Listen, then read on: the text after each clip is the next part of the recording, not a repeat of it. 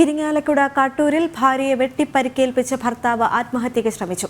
കാട്ടൂർ കാറളം ചെമ്മണ്ടയിൽ ഇന്ന് രാവിലെയാണ് സംഭവം. രണ്ടുപേരെയും തൃശൂർ എലൈറ്റ് ആശുപത്രിയിൽ പ്രവേശിപ്പിച്ചു. വിവരങ്ങളുമായി എം മനോജ് ചേരുന്നുണ്ട്. ഇവരുടെ ആരോഗ്യസ്ഥിതി എങ്ങനെയാണ് എന്നുള്ള കാര്യങ്ങളെല്ലാം പരിശോധിക്കേണ്ടതുണ്ട്.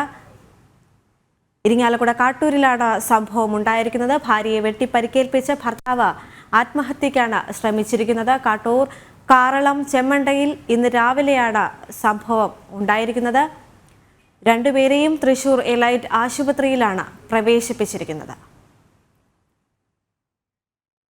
മനോജ് ഉണ്ട് വിവരങ്ങളുമായി. മനോജ്, ഇവരുടെ ആരോഗ്യസ്ഥിതി എന്താണ്? എന്തൊക്കെയാണ് വിശദാംശങ്ങൾ?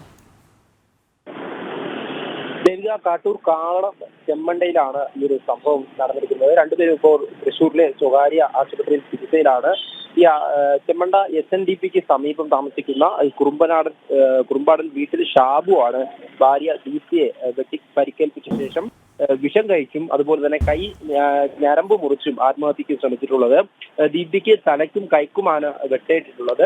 ഇരുവരെയും ഈ ആശുപത്രിയിൽ പ്രവേശിച്ചു. ഇന്ന് രാവിലെയോടെയാണ് ഈ ഒരു സംഭവം ഉണ്ടായിട്ടുള്ളത്. കുടുംബ വഴക്കാണ് ആക്രമണത്തിന് കാരണമെന്ന് പോലീസ് പറഞ്ഞു. കാട്ടൂർ പോലീസ് തുടർ നടപടികൾ സ്വീകരിച്ചിട്ടുണ്ട്. ദീപ്തിയുടെ നില ഇപ്പോൾ ഗുരുതരമായി തന്നെ തുടരുകയാണ്.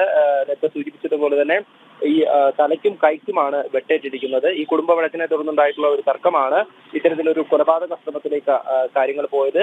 ഈ വെട്ടിയതിനു ശേഷം ഷാബു വിഷം കഴിച്ചും ഞരമ്പ് മുറിച്ചും ആത്മഹത്യക്ക് ശ്രമിച്ചിട്ടുണ്ട്. എന്തായാലും ഇത് സംബന്ധിച്ച് കൂടുതൽ നടപടികൾ പോലീസ് സ്വീകരിച്ചു വരികയാണ്. ശരി, തൃശ്ശൂരിൽ നിന്ന് എം മനോജാണ് വിവരങ്ങൾ നൽകിയത്.